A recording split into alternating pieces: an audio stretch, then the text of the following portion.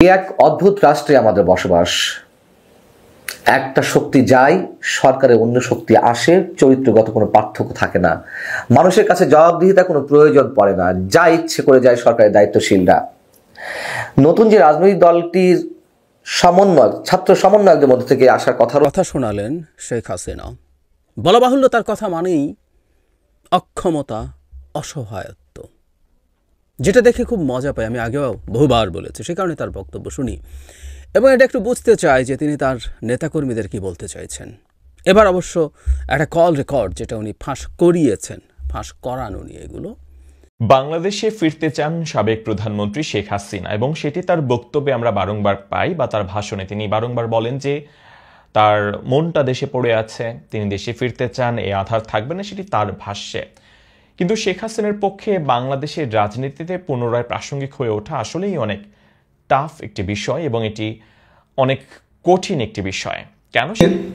যে ইউনূস সরকার বলেছেন যে তারা ডিসেম্বরের মধ্যে একটা নির্বাচন দেবেন, মানে বলেছেন বলে আমরা শুনেছি বিএনপি নেতাদের কাছে।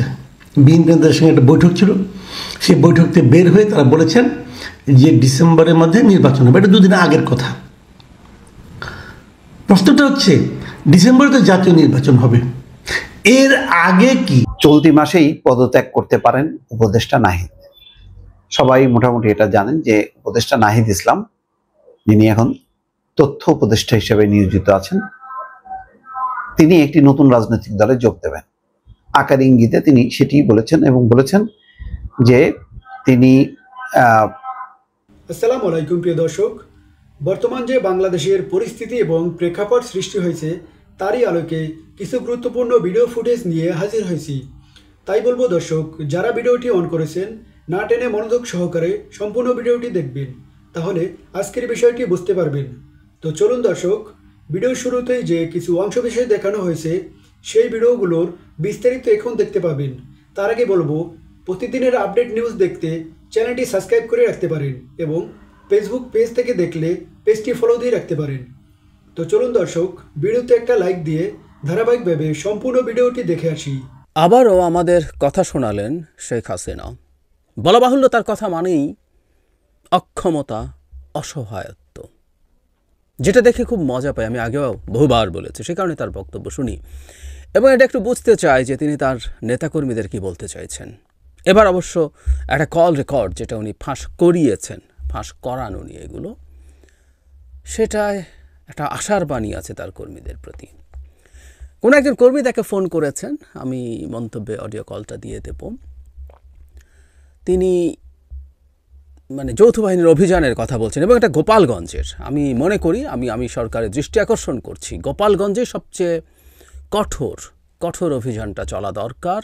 এখানেই আওয়ামী লীগের লোকজন ভয়ঙ্কর বাড়াবাড়ি করছে, একটার পর একটা ঘটনা ঘটিয়েছে। সর্বশেষ পুলিশের গাড়িতে হামলা করেছিল তারা। স্বাধীন গোপালগঞ্জ বাংলাদেশ মেনে নেবে না, আওয়ামী গোপালগঞ্জ। আইনের সিস্টেম মেনে, আইনি কাঠামোর মধ্যে মানবাধিকার রক্ষা করে অপরাধীদের ধরতে হবে। বহু অপরাধী সারা দেশ থেকে গিয়ে ওখানে পালিয়ে আছে বলে ভাবার যথেষ্ট কারণ আছে। যাই হোক, সেখানকার একজন কর্মী ফোন করেছিলেন, যৌথ বাহিনী অভিযান চলছে, তারা বাসায় থাকতে পারছেন না। বাসায় থাকতে বছরের পর বছর 1.5 দশক বহু মানুষকে দেননি আপনারা। এখন অপরাধ করেছেন, জেলে থাকতে না চাইলে বাসায় থাকতে পারবেন না, এটা খুব স্বাভাবিক। আমাদের অফিস থেকে 6 জনকে ধরা হয়েছে, সেটা জানালেন শেখ হাসিনাকে। শেখ হাসিনা তখন স্বাভাবিকভাবে ক্ষুব্ধ হন এবং অক্ষমের ক্ষুব্ধতা বেশি হয়, এটাই স্বাভাবিক। তো তিনি ক্ষুব্ধ হয়ে বলছেন ওখানে জামায়াত বসিয়েছে, পুলিশের কথা, বিএনপি বসিয়েছে এবং তারা সুদখোরি ইউনূসের কথা শুনে এগুলো করছে, তাদের মহা ঝামেলা আছে। পরে সবার নাম টুকে রাখতে বলছেন এবং তিনি দেখে নেবেন। আশার কথা কি বলছেন সেটা পরে আসছি। তো দেখে নেবেন সবাইকে। এর আগের বার তিনি এসে এগুলো করেননি, উনি দেশের উন্নয়ন করেছেন। 8-9 ক্ষমতায় এসে শুধু উন্নয়ন নিয়ে ব্যস্ত ছিলেন। তার মানে আগেও তার নেতাকর্মীদেরকে অনেক অত্যাচার নির্যাতন হয়েছে, উনি প্রতিশোধ নেননি। এবার উনি শিক্ষা দেবেন, দেখে নেবেন। সবার নাম তালিকা করে রাখতে বলছেন এবং তালিকা করার সময় বলছেন এই কথাটা তিনি অনেক আগেও একবার বলেছিলেন যে তখন কে কার কি মানে অনেক সময় হয় না যে যাদেরকে ধরা হচ্ছে, যাদেরকে শিক্ষা দিতে নেওয়া হচ্ছে, তখন তাদেরই কেউ না কেউ আওয়ামী লীগের নানান আত্মীয় স্বজন, শ্বশুর, চাচা, এটা সেটা। উনি এবার এগুলো আর কিছু দেখবেন না। আগের বার উনি এটা দেখে ভুল করেছেন, টোনটা এরকম, এবার উনি শুধরেছেন গদি হারিয়ে, সুতরাং এবার তিনি আর কোনো রকমভাবে ছাড় দেবেন না। তার ছাত্রলীগের লোকজন, আওয়ামী লীগের লোকজনের উপরে যারা এসব করতে চায় তাদেরকে তিনি দেখে নেবেন। একটা পর্যায়ে এসে তিনি বলছেন এই সরকার আর কতদিন আছে, 1 মাস টেকে কিনা দেখো। এই কথাটা তিনি রিপিটেডলি বলেছেন 2 বার। এই সরকার আর 1 মাসও টিকবে না। মানে গতকাল বা গত 2 দিন ট্রাম্পের পরিস্থিতিটিতে আমরা দেখলাম মানে আওয়ামী লীগের যে আশা ভরসার স্থল ছিল, যে জায়গা ছিল, রীতিমতো আওয়ামী লীগের লোকজন আমেরিকায় যারা আছেন তারা মোদির নামে স্লোগান দিয়েছেন, তাদের প্ল্যাকার্ড হাতে নিয়ে স্লোগান দিয়েছেন, এতটা নিচে তারা নেমেছেন। কিন্তু সেই আওয়ামী লীগ মানে যে আওয়ামী লীগ আমেরিকার হস্তক্ষেপ নিয়ে কত কথা আমাদেরকে সোকল্ড দেশপ্রেম দেখাতেন, বাংলাদেশের অভ্যন্তরীণ ব্যাপারে আমেরিকা হস্তক্ষেপ করছে, সেই আওয়ামী লীগের লোকজন এখন মোদিকে ওয়েলকাম করে, মোদিকে সাপোর্ট করে তারা স্লোগান দেয়, এত কিছু করে। তো তারপরও একটা শক্তি যায়, সরকারের অন্য শক্তি আসে, চরিত্রগত কোনো পার্থক্য থাকে না। মানুষের কাছে জবাবদিহিতা কোনো প্রয়োজন পড়ে না, যা ইচ্ছে করে যায় সরকারের দায়িত্বশীলরা। নতুন যে রাজনৈতিক দলটির সমন্বয়, ছাত্র সমন্বয়কদের মধ্যে থেকে আসার কথা রয়েছে, তার সঙ্গে তো স্পষ্টত সরকারের একাধিক উপদেষ্টা জড়িত। যাই হোক, এগুলো পুরনো কথা। কিন্তু আজকের জন্য অন্তত বিস্ময়কর একটি খবর হলো, বেসরকারি একটি টেলিভিশনে সাক্ষাৎকার দিয়েছেন তথ্য সম্প্রচার উপদেষ্টা নাহিদ ইসলাম, ছাত্র প্রতিনিধি হিসেবে যিনি উপদেষ্টা পরিষদে রয়েছেন। আর কারোর অভিযোগের দরকার নাই, একেবারে খোলামেলাভাবে তিনি কথা বলছেন ড্যাম কেয়ার স্টাইলে। তিনি জানিয়েছেন যে ফেব্রুয়ারির শেষ নাগাদ নতুন রাজনৈতিক দলটি আসতে পারে, সেই দলের নেতৃত্বে তিনি থাকবেন এবং যখন নেতৃত্ব নেবেন তখন তিনি পদত্যাগ করবেন। তিনি কি বলছেন, সরাসরি তার কথাগুলো কোট করি। তিনি বলছেন, আমরা যারা গণ অভ্যুত্থানে অংশগ্রহণ করেছিলাম মূলত ছাত্ররাই এটার নেতৃত্ব ছিল, নেতৃত্ব একটা পর্যায় পর্যন্ত ছিল, কিন্তু পরবর্তীতে নেতৃত্ব অবশ্যই ছাত্রদের সঙ্গে জনতাও ছিল। এবং সেই ছাত্র নেতৃত্ব যদি আমি ধরে থাকি, তাদের মধ্যে আর সবাই কোথায়? এখন তো গুটি কয়েক ছাত্র সমন্বয়ক তার যা ইচ্ছে তাই করছে। নাহিদ ইসলাম বলছেন, ছাত্র এবং গণ অভ্যুত্থানের নেতৃত্বে একটা নতুন রাজনৈতিক দলের পরিকল্পনা বা আলোচনা রয়েছে। সেই দলে যদি অংশগ্রহণ করতে হয় তবে অবশ্যই সরকারের থেকে সেটা সম্ভব না। বাহ, কি সুন্দর কথা, মনে হচ্ছে নতুন কথা উনি আমাদেরকে শোনাচ্ছেন, খুব দামি মূল্যবান কথা স্বীকার করছেন, কিন্তু কাজটি করছেন কোথায়? সেই দলে যদি আমি যেতে চাই তবে সরকার থেকে আমি পদত্যাগ করবো। তো করছেন না কেন? মানে যেদিনই জয়েন করবেন ঠিক তার আগ মুহূর্তে পদত্যাগ করবেন কেন? এই মুহূর্তে, এখনই নয়। তিনি তার বক্তব্যে আরো বলছেন, বর্তমানে যেহেতু সরকার একটা স্থিতিশীল অবস্থা রয়েছে, যদিও প্রত্যাশা অনুযায়ী কাজ হয়নি, কিন্তু সেটা চলমান রয়েছে। আমাদের এখন রাজনৈতিক দলের কাজটা বেশি জরুরি, সেখানে আমি ব্যক্তিগতভাবে চিন্তা ভাবনা করছি। সরকারে তারা না থাকলে সরকার যেভাবে ঢিমে তালে দেশ চালাচ্ছে, নানান বিতর্কিত অবস্থার মধ্যে দিয়ে, তারা মনে হচ্ছে সবকিছু ঠিক করে দিয়ে গেছেন। আসলে কি তাই? আসলে তো তারা তাদের লক্ষ্য পরিকল্পনা বাস্তবায়নের জন্য এখনো পর্যন্ত রয়েছেন। প্রশ্ন হচ্ছে, কিংস পার্টি নিয়ে যে নানান ধরনের জিজ্ঞাসা, মানুষের কৌতূহল, মানুষের আপত্তি ইত্যাদি ইত্যাদি ছিল, তাতে কোনো কিছুই তারা কর্ণপাত করেনি। এখন বিষয়টা ওপেন হয়ে গেছে, ওপেন সিক্রেট নয়, ওপেন হয়ে গেছে একেবারে। তারপরও তারা তাদের পদে রয়েছেন। উপদেষ্টা পদে থেকে মন্ত্রী পদমর্যাদা সম্পন্ন জায়গায় থেকে যদি এই ধরনের কথা বলেন যে রাজনৈতিক দল গঠন হচ্ছে, সেখানে আমার যাওয়ার সম্ভাবনা রয়েছে বা আমি যাব, সেই মুহূর্তে কেন পদত্যাগ নয়? এবং আর যে 2 ছাত্র উপদেষ্টা রয়েছেন, স্থানীয় সরকার উপদেষ্টা আসিফ মাহমুদ সজীব ভুঁইয়া এবং মাহফুজ আলম, তারা আবার রয়ে যাবেন। অর্থাৎ এতদিন ধরে সরকারের পৃষ্ঠপোষকতায়, সরকারের প্রত্যক্ষ পরোক্ষ সহযোগিতায় নতুন রাজনৈতিক দলটি আত্মপ্রকাশ করতে যাচ্ছে, সেই দলে আবার হাল ধরতে যাচ্ছেন উপদেষ্টাদের মধ্যে একজন, আবার তাদের সহযোগিতা দুজন থেকে যাবেন নির্বাচনের আগ পর্যন্ত, তারা দেখভাল করবেন। কাহিনীর তো শেষ নেই। আবার এই যে মাহফুজ আলম দপ্তরবিহীন উপদেষ্টা, কেউ আজ পর্যন্ত তাকে উদ্দেশ্য করে সরাসরি প্রশ্ন করেছে, আমি প্রশ্ন তুলেছি অনেক আগেই এরকম আমাদের বক্তব্য বিশ্লেষণে, কিন্তু আমাদের মধ্যে সাংবাদিকরা যারা তাদের নিউজ কাভার করতে যান সরাসরি কখনো প্রশ্ন করেছেন যে এই 5 মাসে 5.5 মাসে আপনার দ্বারা কি কাজটি হয়েছে, কোন উপদেশ দিয়েছেন, কোন মন্ত্রণালয় সামলেছেন?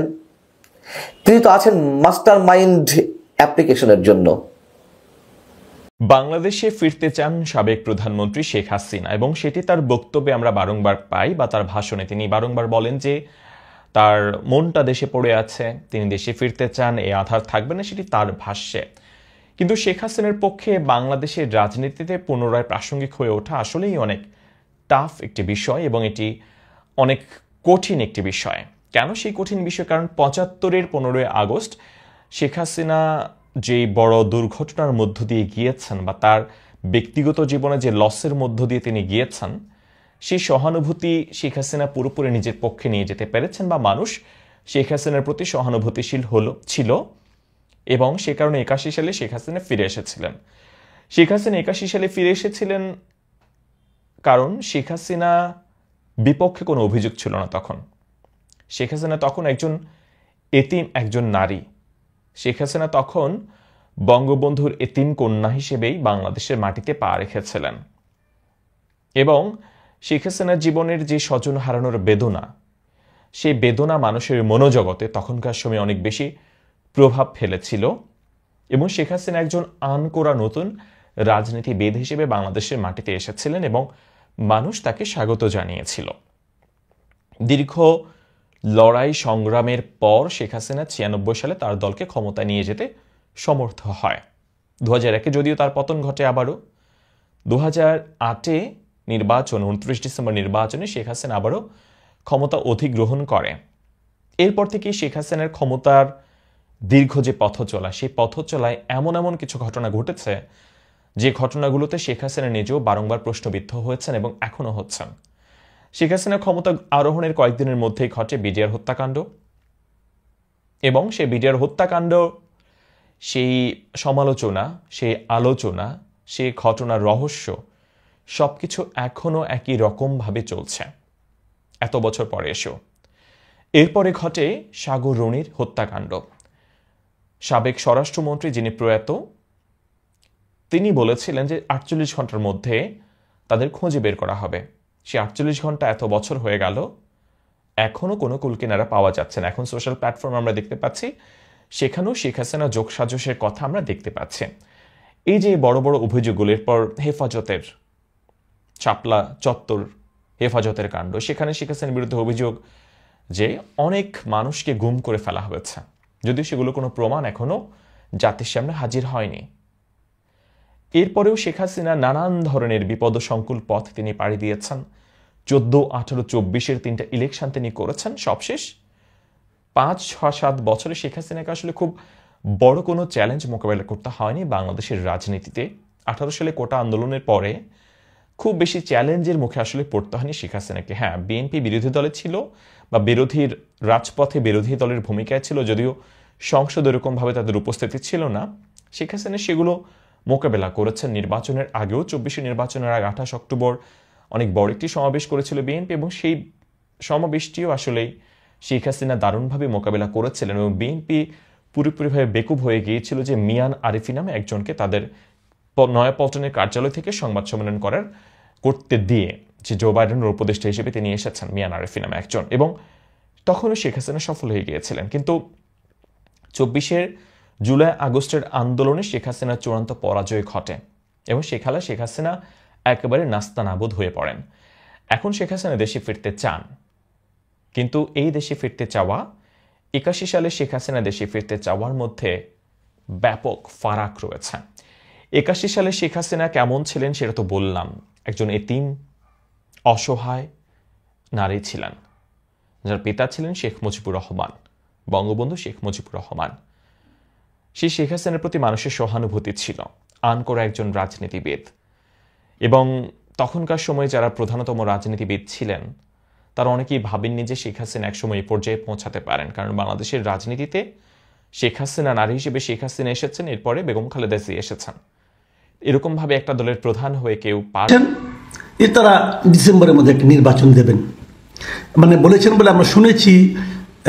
বিএনপি নেতাদের কাছে, বিএনপি নেতাদের সঙ্গে একটা বৈঠক ছিল, সেই বৈঠক থেকে বের হয়ে তারা বলেছেন যে ডিসেম্বরের মধ্যে নির্বাচন হবে। এটা দুদিন আগের কথা। প্রশ্নটা হচ্ছে ডিসেম্বরে তো জাতীয় নির্বাচন হবে, এর আগে কি স্থানীয় সরকার নির্বাচনটা হবে? এই প্রশ্নটা নিয়ে আমি এক ধরনের দ্বিধা বিভক্তি দেখছি রাজনৈতিক অঙ্গনে।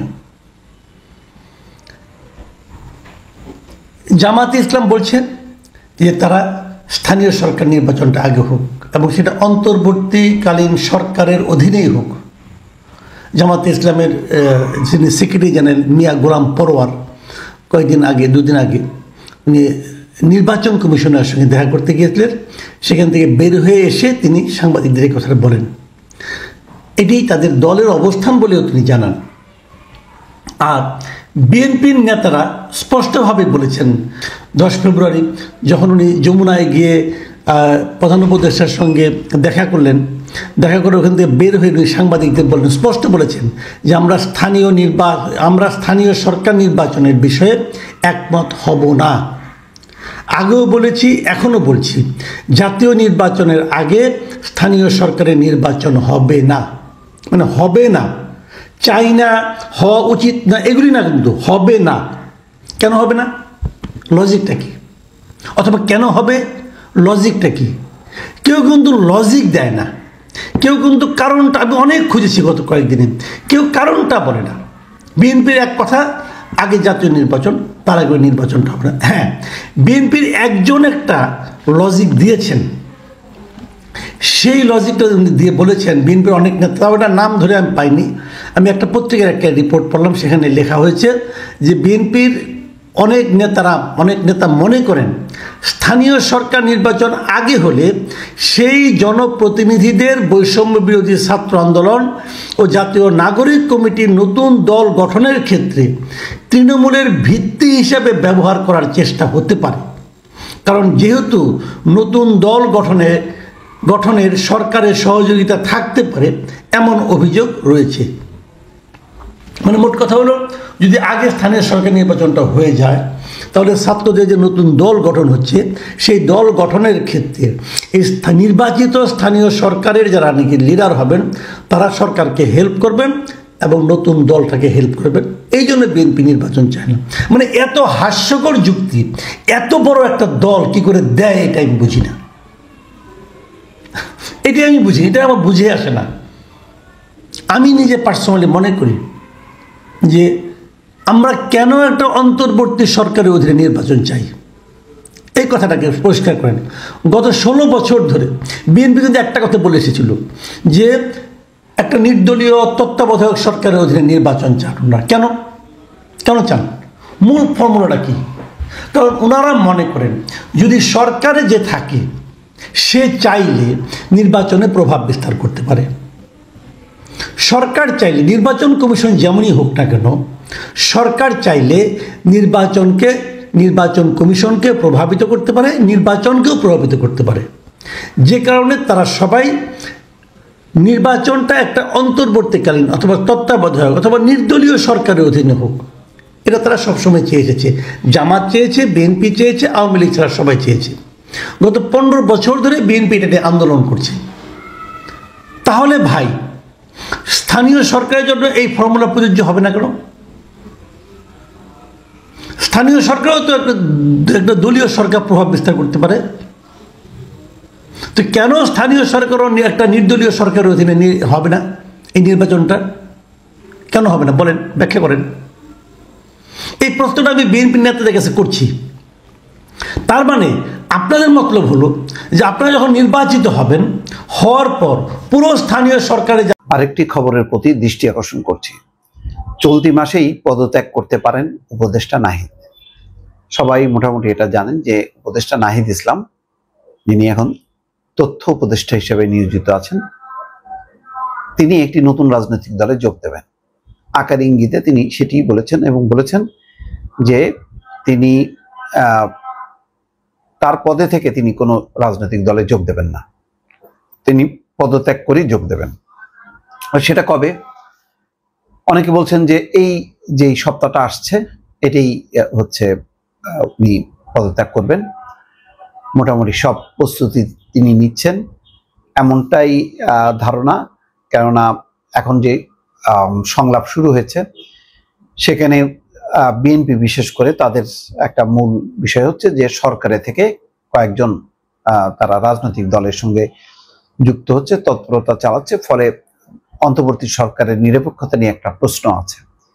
তো সেই প্রশ্নের উত্তর হিসেবে উপদেষ্টা নাহিদ পদত্যাগ করবেন। তারপরে বলা হচ্ছে যে পরবর্তী পর্যায়ে আসিফ এবং মাহফুজ আলম আরো যে দুইজন আছেন তারাও হয়তো পর্যায়ক্রমে পদত্যাগ করবেন। তারপরেও এই বিষয়টা নিয়ে আলোচনা হবে যে তারা তো আসলে ক্ষমতায় থেকেই দল প্রক্রিয়ার সঙ্গে যুক্ত হয়েছেন, এই বিতর্ক তো আছেই। তারপর জ্যাক নাহিদ ইসলাম মোটামুটি বলছেন যে বেসরকারি একটা টেলিভিশনে সম্ভবত ৭১ টিভিতে সাক্ষাৎকার দিয়েছেন, সেখানে বলেছেন যে দল গঠনের প্রক্রিয়ায় যোগ দিতে কয়েকদিনের মধ্যেই তিনি সহ উপদেষ্টা হিসেবে দায়িত্ব পালন করা শিক্ষার্থী প্রতিনিধিরাও পদত্যাগের ঘোষণা দিতে পারেন। তার মানে শুধু তিনি না, তিনি সহ বাকি দুইজন তারা পদত্যাগের ঘোষণা দিতে পারেন। ভালো, এটা তাদের একটা ডেডিকেশন হবে যে তারা ক্ষমতার লোভ করেন না, সুতরাং এটাও একটা প্রমাণ।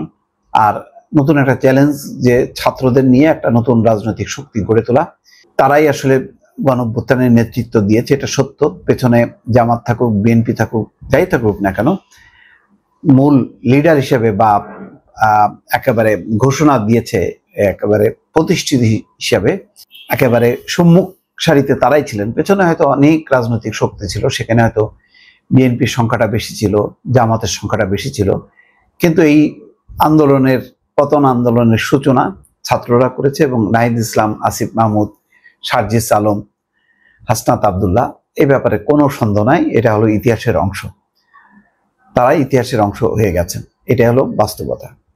সরকারি চাকরিতে কোটা ব্যবস্থা সংস্কারের দাবিতে আন্দোলন থেকে দানা বাঁধা আন্দোলনে গত 5ই আগস্ট আওয়ামী লীগ সরকারের পতন হয়। এরপর দেশ পুনর্গঠনে ঐক্যমত্য তৈরির লক্ষ্যে গত সেপ্টেম্বর মাসে শিক্ষার্থীরা গঠন করে জাতীয় নাগরিক কমিটি। তাদের উদ্যোগেই গঠন হচ্ছে নতুন রাজনৈতিক দল, আর এই নতুন দলের আনুষ্ঠানিক ঘোষণা আসবে চলতি ফেব্রুয়ারি মাসে। তবে ছাত্ররা যখন নাকি আন্দোলন করেছিল তখন তাদের যে গ্রহণযোগ্যতা ছিল, তাদের যে ভাবমূর্তি ছিল, সময়ের ব্যবধানে 6 মাসের ব্যবধানে কিছুটা সেখানে টান পড়েছে বা ভাটা পড়েছে। বলবো না যে পুরোপুরি শেষ হয়ে গেছে। এখন নতুন রাজনৈতিক দল গঠন করে তারা যদি আবার সেই যুগোপযোগী রাজনীতি করতে পারে, সেখানে যদি উগ্রতা না থাকে, তারা বলছে যে এটা মধ্যপন্থার একটা দল হবে।